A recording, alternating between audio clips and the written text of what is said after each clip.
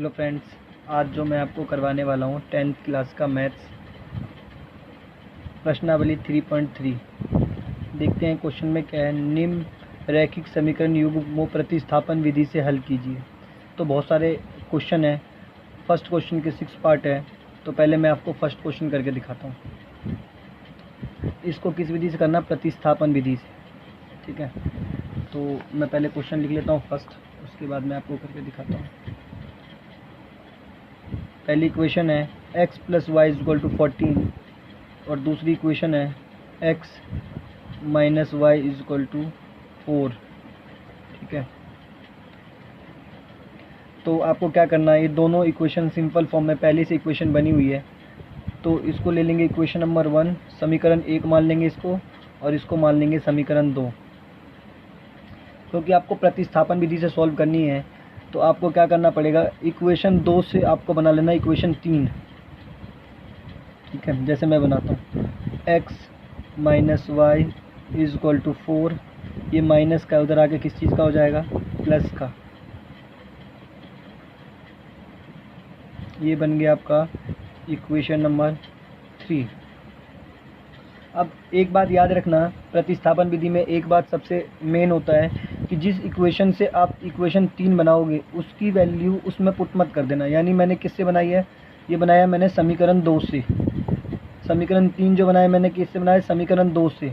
तो इसकी वैल्यू मैं समीकरण 1 में रखूँगा।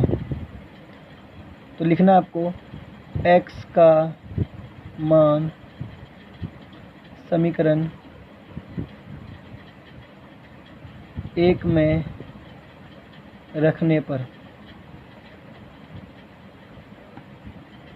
समीकरण 1 क्या है? x + y = 14। x की वैल्यू क्या दे रखी है? x की वैल्यू दे रखी है y प्लस में 4। यहाँ पे रख दो x की वैल्यू y प्लस में 4 प्लस में y, 4 प्लस में y, और ये प्लस है तो प्लस आ जाएगा। ये y का y = 14 का 14, ये 4 का 4, ये 1y और ये भी 1y, तो आपका हो जाएगा 2y = 14। ये 4 इधर प्लस का उधर आके किस चीज़ का हो जाएगा? माइनस का। ठीक है, 14 में से 4 गया तो आपका 10 बचेगा, और ये आपका मल्टीप्लाई में है। ये y के 2 जो है इधर y के साथ मल्टीप्लाई में, तो उधर भेज देंगे तो किस चीज़ का हो जाएगा? ये डिवाइड का हो जाएगा। तो 10/2, 2 से कट जाएगा, 2 1 जा 2, 2 5 जा 10। y का जो मान आ गया आपका आ गया 5। ठीक है, अब क्या करेंगे, अब इसका मान आप किसी में भी रख दो, इक्वेशन 1 में रख दो, इक्वेशन 2 में रख दो, या इक्वेशन 3 में रख दो, किसी में भी आप रख सकते हो। मैं इसका इक्वेशन रखता हूँ 3 में। y का मान समीकरण 3 में रखने पर, ठीक है, हमारे पास 3 क्या है? x = 4 प्लस में y, 4 का 4, y की वैल्यू क्या निकली है? 5, तो कितना हो गया? x की वैल्यू आ गई 9। अब आपका देख सकते हैं हमारे पास x का मान आ गया 9, और y का मान कितना आ गया? 5। तो ये हमारा फर्स्ट क्वेश्चन कंप्लीट हुआ। एक बार मैं और कर देता हूँ कैसे करना है। 2 इक्वेशन सिंपल फॉर्म में दे रखा है, मैंने आपको हमेशा बनाना, मेरे तरीके से चलना। अब 2 से बनाना इक्वेशन नंबर 3, और 3 की वैल्यू पुट कर देना 1 में। ठीक है, जब ही क्वेश्चन ठीक होगा। इसी को कहते हैं प्रतिस्थापन विधि।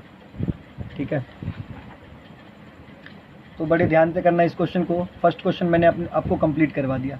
अब मैं आपको सेकंड क्वेश्चन कंप्लीट करवाता हूँ। सेकंड क्वेश्चन है, ये देख सकते हैं आप, सेकंड क्वेश्चन है s - t = 3। इसकी सेकंड, ये तो इक्वेशन ठीक है, तो इसको इक्वेशन 1 मान लो।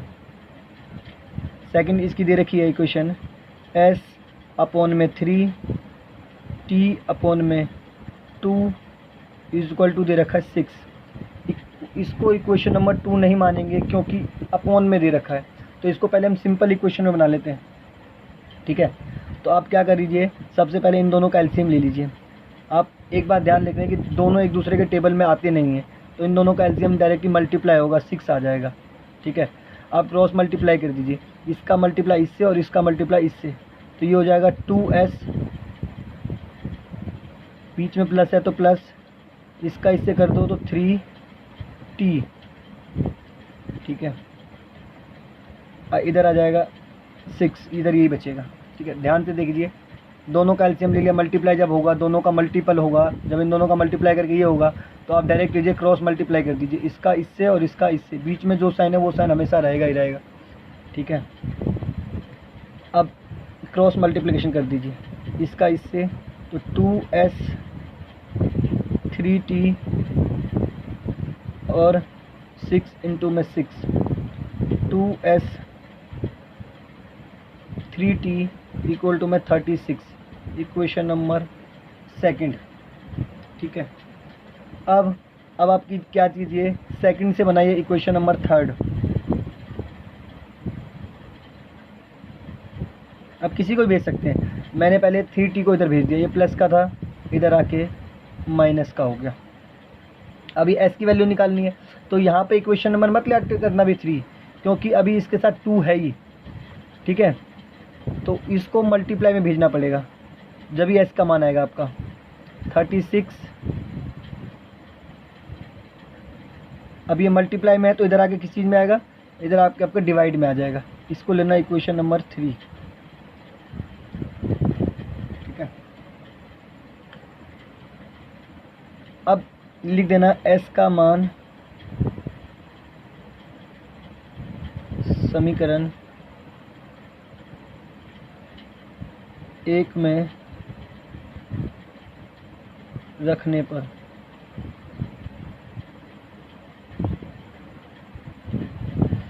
एक हमारे पास इक्वेशन क्या है, s minus t equal to 3। s का मान कितना दे रखा है 36, 3t माइनस 3t अपॉन में 2, और माइनस क्या दे रखा है t, इसके अपॉन में कुछ नहीं है तो क्या ले लेंगे 1 इज इक्वल टू 3। अब इन दोनों का सिंपल में इक्वेशन ले लो, आ गया 2, ठीक है, क्योंकि इन दोनों के भी कुछ कॉमन नहीं है, तो इसका एलसीएम भी आ जाएगा 2, तो इसको इससे मल्टीप्लाई कर दोगे तो ये सेम एज आ जाएगा 36 माइनस 3t, ये भी साइन माइनस का है तो यहाँ माइनस, इसको इससे मल्टीप्लाई कर दोगे तो 2t इज इक्वल टू में 3। अब इसको क्रॉस मल्टीप्लाई कर दो, 36 और ये देखो ये भी आपकी उधारी की है 3t, और ये भी एक एग्जाम्पल के लिए मान लो जब भी माइनस होना तो आपको उधारी मान लेना है। आप पहले 3 रुपये की उधारी लेके आए, फिर 2 रुपये की उधारी हो गई, आपके टोटल 5 रुपये की उधारी हो गई, यानी 5t। बच्चे क्या करते हैं यहाँ पे 1t लिख देंगे, नहीं, आप दुकान में गए, पहले 3 रुपये की उधारी लाए, फिर आप दुकान गए, फिर 2 रुपये की उधारी लाए, तो टोटल आपकी जो उधारी हो गई 5 रुपये की हो गई, ठीक है, तो 5t लिख देना। और इसका मल्टीप्लाई इससे कर देंगे 3 इंटू में 2, तो 36 minus 5t is equal to 6, ठीक है। अब क्या करना है, ये वाली जो चीज़ है आपकी 36, ये प्लस का उधर आके किस चीज़ का हो जाएगा, माइनस का।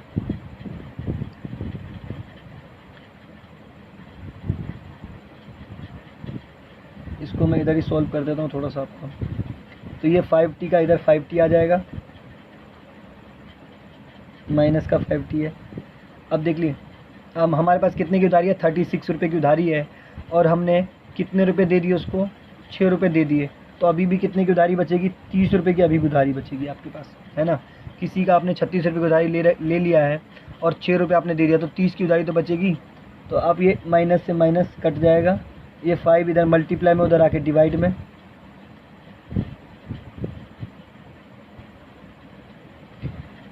5 के टेबल से कट जाएगा, आसानी से कट जाएगा, 5 के पाड़े में 6 पे आता है 30, तो t का मान कितना आ गया, 30 आ गया, ठीक है। अब आपको लिख देना है t का मान समीकरण 3 में रखने पर, 3 में रखने पर, ठीक है। अब मैं आपको नए पेज पे समझाता हूँ। तो हमारे पास इक्वेशन 3 क्या है,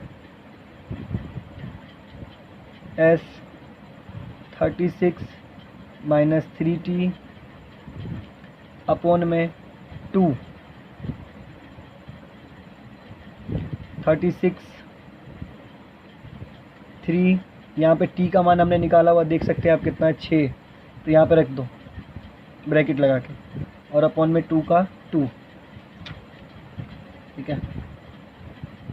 तो S36, अब देख सकते हैं आप 6 के पाड़े में कितने पे आएगा, 6 के पाड़े में 3 कितने पे आ रहा है, 6 के पाड़े में 3 से गुना करेंगे तो 18 आएगा, बटे में 2, यानी 6 3 जा 18। अब 36 रुपये में से 18 रुपये आपने खर्च कर दिए तो कितने बचे, आपके पास 18 रुपये बचे, और डिवाइड में 2 है, तो 2 के टेबल में 18 आता है 9 पे।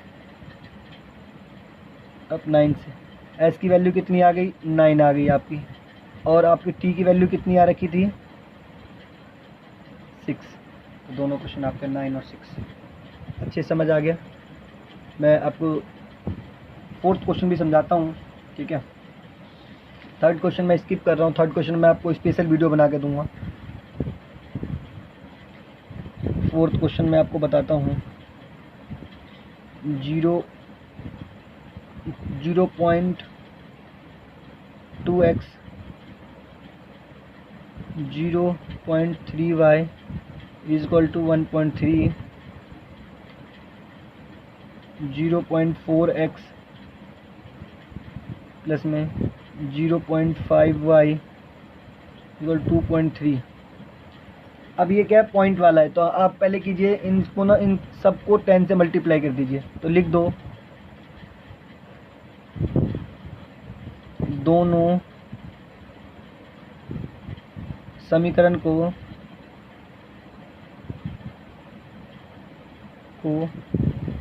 10 से गुणा करने पर, यानी 10 से गुणा कर दिया हमने। 10 से गुणा क्यों कर दिया, क्योंकि सब में एक एक के बाद पॉइंट है, तो पॉइंट हट जाएगा, ठीक है। तो ये हो जाएगा, दोनों गुणा करेंगे तो क्या कर देंगे, सब पॉइंट हट जाएगा।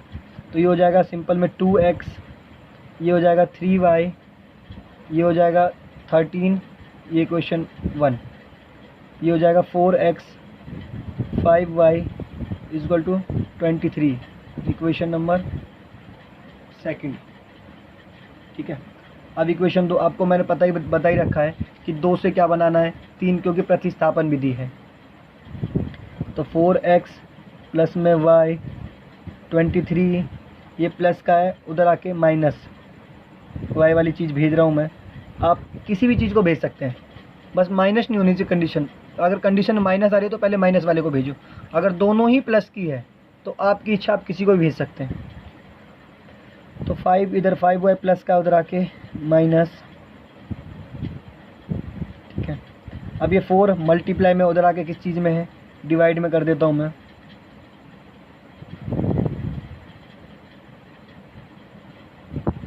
ठीक है, ये एक हो गई इक्वेशन नंबर 3, ठीक है। इक्वेशन नंबर 3 हो गई, इतना आपको समझ आ गया अच्छे से, ठीक है। सेकंड मैं नेक्स्ट पेज लेता हूँ, उस पर आपको करवाता हूँ। अब मैं लिखता हूँ कि x का मान समीकरण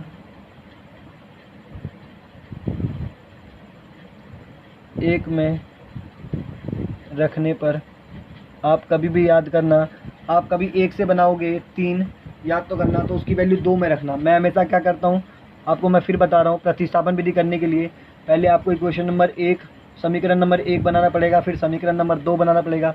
आप हमेशा याद करो, प्रतिस्थापन विधि कर रहे हो तो आपको एक बात याद रखना कि समीकरण 3 जो बनाओगे ना, तो वो बनाओ 2 से। देखो मैं हमेशा 2 से ही बनाता हूँ, तो मैंने बना लिया 2 से बना लिया समीकरण नंबर 3, और 3 का मान पुट करूँगा 1 में, ठीक है। तो यहाँ पे है 2x 3y is equal to 13। ठीक है, तो x का मान कितना है, ये देखिए x का मान ये है, तो ये रखना है 2 का 2, 23 माइनस 5y और अपॉन में 4, ब्रैकेट क्लोज कर दो, प्लस है तो प्लस 3y का 3y और अब इज इक्वल टू में दे रखा है 13। 2 के टिपाड़े से कट जाएगा, 2 एकम 2 और 2 दूनी 4। ठीक है, ये हो जाएगा 23 माइनस 5y बटे में 2 प्लस में 3y, इसके बटे में कुछ नहीं है तो 1 लेट कर लो, इक्वल टू में दे रखा है 13। ठीक है, अब आपको क्या करना है, अब दोनों का एलसीएम ले लो। अब दोनों के नीचे आपका मल्टीप्लाई करके दोनों का आया है, तो आप इसका मल्टीप्लाई इससे कर दो और इसका मल्टीप्लाई इससे कर दो, तो 1 से करने से कोई फ़र्क तो पड़ेगा नहीं। 1 को आप किसी से भी मल्टीप्लाई करो वही चीज़ आ जाती है। 7 से करोगे 7 आ जाएगा, 9 से करोगे तो 9 आ जाएगा। 1 को आप जिस भी चीज़ से मल्टीप्लाई करोगे वही चीज़ आ जाती है, और 0 को आप किसी भी चीज़ से मल्टीप्लाई करोगे तो वो 0 दे देगा। ये सब छोटी छोटी चीज़ों आपको याद रखना पड़ेगा। 23 माइनस 5y, ये प्लस है तो प्लस, यहाँ को करो 3 दूनी 6, यानी 6y इक्वल टू में 13 दे रखा है। दोनों को कर दूँ क्रॉस मल्टीप्लाई, ये बच जाएगा 23 5y 6 इक्वल 6y, और ये हो जाएगा आपका 13 दूनी 26। ठीक है, आप एक बात देखेंगे, हमारे पास 6 रुपये हैं और 5 रुपये खर्च कर गए, तो यानी 1y बचेगा। ठीक है, ये किस चीज़ का आपका 23 प्लस का उधर आके माइनस, तो 1y लिखने की जरूरत नहीं, खाली y लिख दो आप। तो 26 में से 23 गए तो आपका आ गया 3, y का मान आ गया 3। ठीक है, अब लिख सकते हैं y का मान समीकरण 3 में रखने पर, समीकरण नंबर 3 क्या है आपको पता है, समीकरण नंबर 3 ये है, x 23 माइनस 5y अपॉन में 4, x का x, 23 का 23, 5 का 5, y की वैल्यू अभी आपकी आई है 3 और अपॉन में आ गया 4। 23 5 दिया 15 और ये आ गया आपका अपॉन में आ गया 4। तो 23 में से 15 गया तो कितना बचेगा आपका 8 बचेगा और अपॉन में आ गया 4, तो 4 के टेबल से कट जाएगा आपका 8, 2 पे जाएगा, तो x की वैल्यू आ गई आपकी 2 और y की वैल्यू आ गई आपकी 3। ये वीडियो ज़्यादा लंबी ना हो जाए, इस वीडियो को मैं यहीं पे ख़त्म करता हूँ। ठीक है, और इसके जो 3 पार्ट बचे हैं वो आपको मैं नेक्स्ट वीडियो में करवाता हूँ। अगर आपको वीडियो अच्छी लगी तो प्लीज़ शेयर ज़रूर कर देना और लाइक ज़रूर, और कमेंट करके जो भी क्वेश्चन आपको पूछना है वो ज़रूर आप पूछ सकते हैं। ठीक है, थैंक यू।